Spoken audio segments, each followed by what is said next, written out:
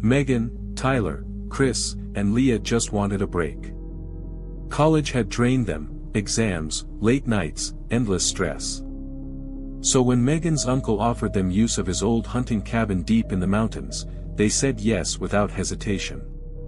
The dirt road was rough, but the place looked fine when they arrived, a single-story log cabin, porch sagging, roof patched in places.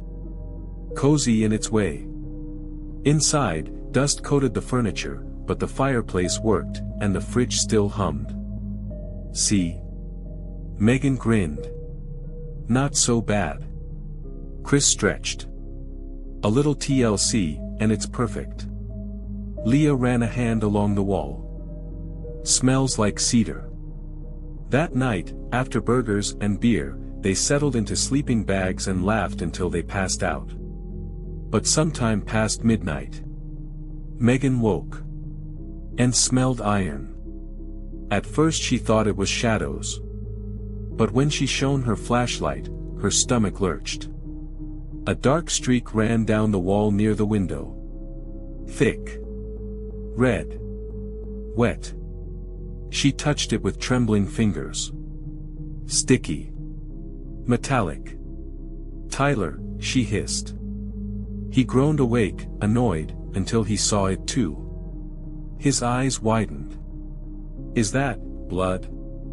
By the time they woke Chris and Leah, more streaks had appeared. Across the walls, above the doorframe, dripping slowly. Leah gagged. What the hell, where's it coming from? They searched the ceiling, the roof, everywhere. No leaks. No animals. At sunrise, sunlight poured through the window. And the blood was gone. The walls were spotless, like nothing had happened. All day they argued. There has to be an explanation, Chris insisted. Paint peeling, some weird mineral stain. Paint doesn't drip, Megan snapped. Then maybe it was a prank? Tyler suggested, though his voice shook. By who? Leah shot back. We're in the middle of nowhere. They swore not to let it ruin the trip. But unease clung to them. When night fell again, none of them admitted they were scared. They lit the fire. Played cards. Pretended nothing had happened. But at midnight, the smell returned. Iron.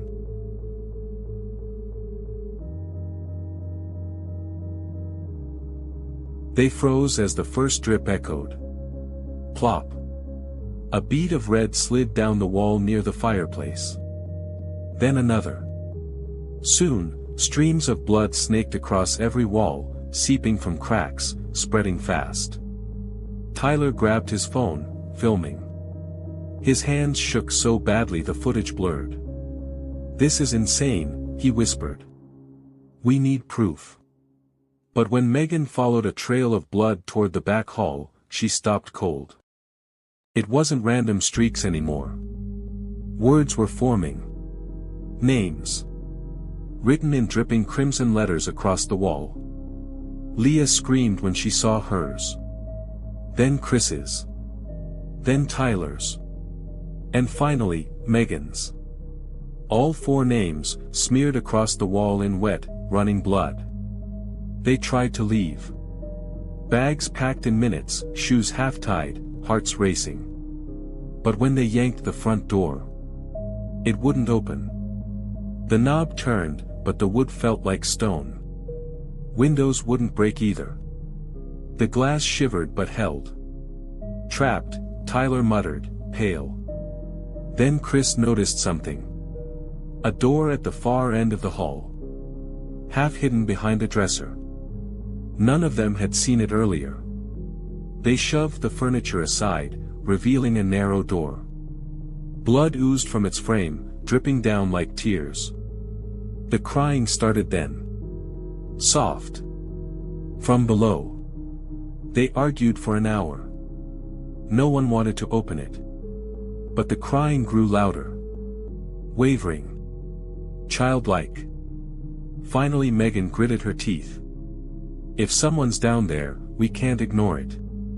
The door groaned open, revealing wooden stairs descending into black. The smell of iron hit them hard. Lantern in hand, Megan led the way. The basement was small, dirt-floored. And the walls. Covered. Every inch, smeared with blood.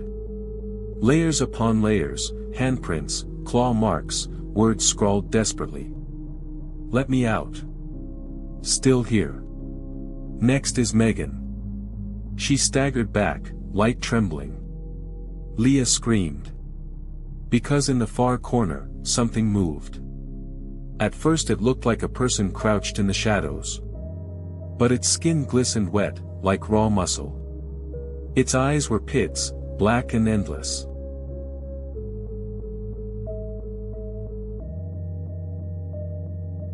It opened its mouth, but instead of words, blood spilled out, pattering onto the dirt. They bolted up the stairs, slamming the door behind them. Thuds shook the wood, wet smacks like something pounding with open palms. Then silence. They barricaded the hallway with furniture, sat huddled with flashlights. But the cabin came alive. Blood seeped again, faster now, pouring down walls in rivers. It dripped from the ceiling, pooled on the floor. And voices rose within it. Screams. Hundreds of them. Men. Women. Children. Wailing, shrieking, overlapping in a chorus of agony. Leah collapsed, hands over her ears. "Make it stop." Megan grabbed her, pulling her close, but her own mind buzzed with terror. The walls pulsed, breathing. Blood spelled out new words. "One of you stays." Tyler broke first. "We just have to choose," he yelled over the screams. "Give it one of us, it'll let the others go." "No." Megan shouted. But his eyes were wild. "Don't you get it? It's us or all of us." He lunged for Leah. She screamed, fighting back. Chris tackled him, fists flying. They rolled on the blood-slick floor, shouting, sobbing. Then the basement door burst open. The figure crawled out. It moved impossibly fast, dragging Tyler by the legs as he screamed. His fingernails scraped bloody trails into the wood as he was pulled downstairs. The door slammed. Silence. The blood on the walls slowed. Faded. By sunrise, the cabin was clean again. No Tyler. Just his name scratched deep into the wall, letters carved into the wood. Megan, Chris, and Leah stumbled out when the door finally opened at dawn. They never spoke of it. But at night, Megan still hears it. That soft dripping. That smell of iron. And sometimes, when she closes her eyes, she sees her name. Written on a wall in blood. Waiting.